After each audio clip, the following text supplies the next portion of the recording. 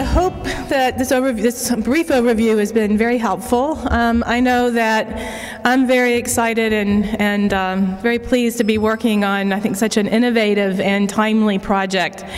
And I think we've assembled a great team. Our working group members have just been awesome to work with and providing us a lot of expertise that can really lend and give us a depth of understanding to what needs to be accomplished here, but also what we're actually going to be able to accomplish. So with that, we really want to hear from you. We're going to take some general questions here now if you have them. But then what we'd really like to do is encourage you to visit the stations that you were visiting when you first arrived. The messier those plans look and those maps look, the more stickies, the more markups, the more we're going to like it. So we really want your feedback. But as Bill mentioned earlier, there's a lot of ways to provide your feedback. You can email us, mail us. You can even leave us the forms tonight. I would like to point out that on your agenda, which was one of the packets that you hopefully picked up when you arrived, at the bottom are some email addresses and addresses in which you can provide us those comments. But the one way I really would like to encourage you is we actually have started a new web page that will provide a public comment forum. So this is where you can post your comments, and as Bill said, your pictures, your photos, your sketches. Other people can view them, and we can get a much more interactive and lively conversation going about the direction that this eco-district will go in. So with that, if anyone has any questions, you can come on up. Yes, sir. Hi, I'm Bob Craycraft, and I'm your ANC commissioner for this district, your eco district. I think maybe except for a couple blocks is in my district.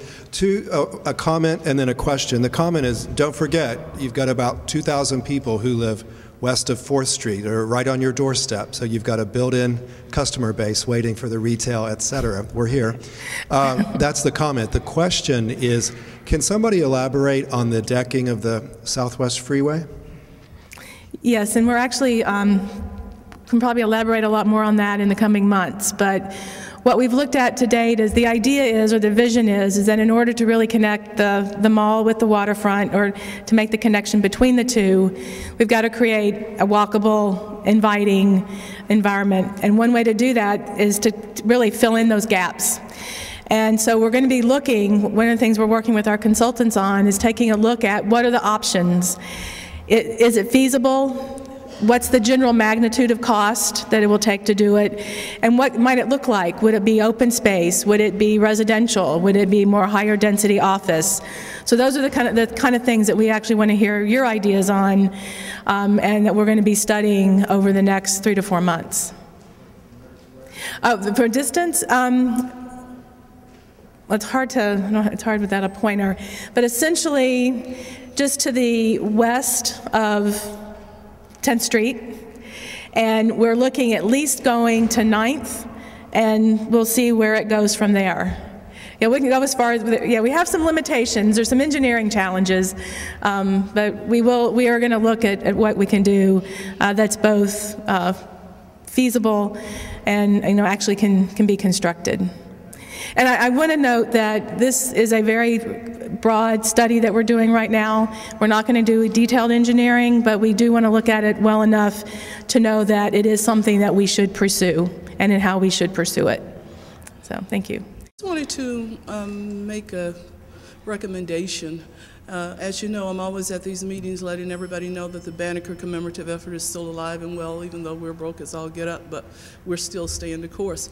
One of the things I would like to have happen in the documents that deal with the 10th Street Overlook is to finally acknowledge the fact that the Washington Independence Council facilitated the underwriting of this renovation because of our work in getting this T21 grant that is underwriting LaFont Plaza's renovation.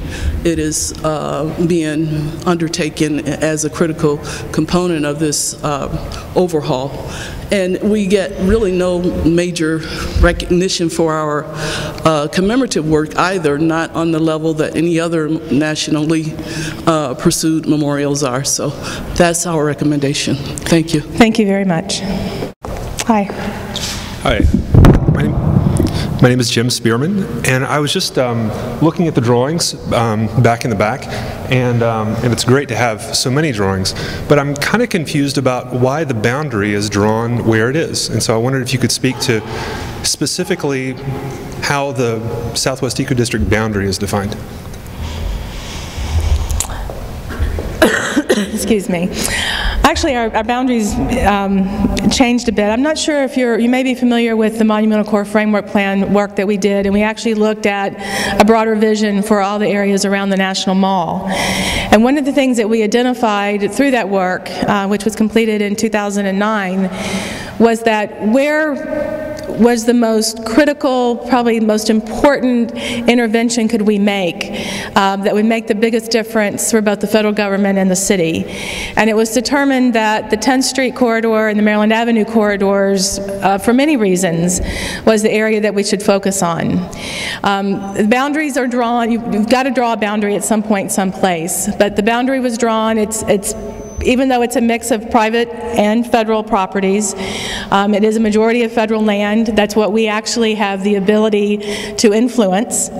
And just because the boundary is actually shown at a certain location, whether it be the center line of a road or on one edge of a right-of-way, that doesn't mean that we're not going to look outside those boundaries to how we connect to those surrounding neighborhoods. In fact, that's going to be a very, very critical part.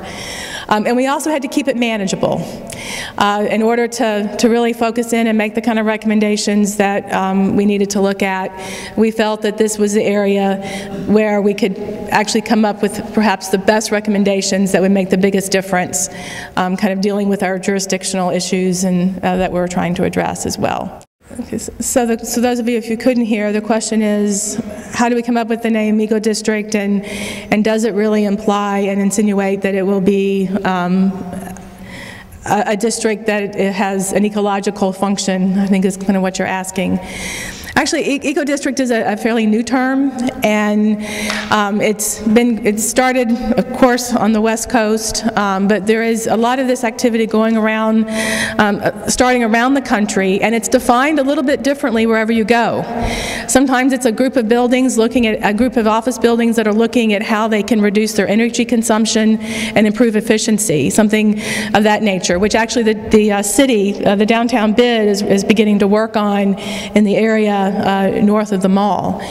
In our case, we're looking at the eco-district because we are looking at how we can capture, manage, and reuse energy, water, and waste within this precinct. And I think what you'll start to see when we start thinking about the sustainability strategies, we'll be looking at how we can capture runoff, how we can filter that through, low impact development kinds of techniques, through greenways and swells. We'll be looking at green roofs, cool roofs. We'll be looking at how we can integrate a more natural habitat into a very urban area. I don't know that we can ever take it back to its pre-development stage, but we definitely can look at how we can start to mimic nature and bring some of these ecological functions back into the urban environment. So I think I really appreciate your question, and we would love your ideas on how we can take this very urban, elevated part of the city. When I say elevated, it's decked, it's got 2 levels, so there's a lot of concrete. How can we take that and make it more of a functional urban ecology? So the question for those of you who may not have heard it is, how do we integrate ground level retail, ground level uses to activate the streets in this area, particularly when they're federal buildings, I think you may be asking. Yeah, some are federal and private. That is actually one of the central premises of what we're doing here, and we believe that there's actually a range of ways to integrate not only retail, but more publicly accessible uses, how to make these federal buildings more friendly and welcoming to the public. We can do it through infill development. We can look at maybe how you could integrate it into the bottoms of these buildings, but there's actually a lot of opportunity here, both over the freeway as well as some parcels that are currently used for parking, where infill development can actually help to supply some of those ground level use needs. And we also can look at different ways to activate the street. So those are the kind of ideas that we want to hear. It's something that I know NCPC and GSA is very interested in and doing. And that's one of the challenges we're going to be working on, and we'll have some recommendations when we come on the other end of this planning work. Hi, I wanted to ask if eco-revelatory design has been thought of as a driving concept for the whole project, and to explain what that is, it's revealing sustainable ecological design technologies and practices through the built environment. So whether that's showing off urban agriculture or having signage that says, explaining how a water filtration system, whether it's natural with reed beds with riparian buffers, or if it's technological, how it works, or LCD panels over the Department of Energy buildings showing their energy expenditures. And what if that actually is the entire concept that would draw and activate the street life? And this would be the opportunity to take advantage of your stakeholders, of the tenants within the district, and even where we are now, the agricultural department, which is outside of the boundaries, but that they can actually, you can have, the energy department can promote what their targets or strategies are in the future for across the U.S., etc. That can actually be the primary, one of the ways to actually draw visitors from all over the place. Go write those ideas down and put them on the board back there. Those are excellent ideas, and our task force has actually challenged us to look at those things and how we can make this a sustainable showcase. How can we display technology, state-of-the-art practices in a way that it becomes something that's internationally recognized. And what's really incredible here is that we've got the Department of Energy literally sitting as the big egg in the basket. And what a way for them to be able to basically demonstrate energy in the 21st century. So I think those are all great ideas, and we need to figure out different ways that we can do that. And also how we can keep it updated, because we know technology is going to continue to change, and how we can kind of think about how our spaces can be flexible to accommodate those kinds of changes. One more question here, and then we can go back to really want to get a lot of your good ideas on paper. Good evening. I'd just like to ask that I was noticing the plan that you have, the framework plan, and I just was interested to know the rules of the game. In other words, looking at the framework plan, it looks like you are trying to, for instance, make the whole corridor of Maryland Avenue, which would mean that you would be demolishing several federal buildings. Yet from what we heard a little earlier, I gather that those may be on the register list for being over 50 years. So is there a possibility to do that? Is that something you're interested in? And also, in terms of the rules of the game, how realistic is the Southwest Freeway being underground, knowing how it took such a long time with Boston to get the big dig going? Are these real situations, and what's the sort of schedule for something like that? Thank you. Very, very good questions. I think, first of all, I'll answer your last question first. We hope that all of these are real possibilities, and that's the work that we're embarking upon now, is to determine what is feasible. And regarding the framework plan is a vision document, for lack of a better word. It provides just that, a framework by which we can kind of prioritize what kind of changes might be important in the future, which is why we're working here in this area that we're now calling the Southwest Ecodistrict. So one of the things we're going to be studying, just to give you an example, as you may have noticed, I think Kenny's back there now, has been doing a lot of modeling on if we rehab some of these federal buildings, if we upgrade the mechanical equipment and put in better windows and put on cool roofs, what's our benefit? What kind of energy savings are we going to gain? And what are the costs and benefits to the overall eco-district? The other thing we want to evaluate is if we infill around these buildings, or if we perhaps choose a few that really might be worth redeveloping, doing an analysis on what are those costs and benefits. So we might actually have, if we redevelop one of the particular buildings, we might actually see, you know, in the short term, it might be expensive and it might not seem sustainable, but in the long term, it could really be a much more sustainable, energy efficient building over a longer life. And we could get more square footage, we could get more of a vibrant public realm, we could add more economic vitality to this area, jobs, etc. So what's fascinating about this project is it's very holistic, and we don't really have any preconceived ideas. I know the framework plan does look like a preconceived idea because it has a form and a shape to it, but we're really now going to back up, look at more detail, and look at various scenarios and analyze those scenarios to determine what is feasible and where we might get the biggest bang for our buck, so to speak. There are buildings that we will consider redeveloping.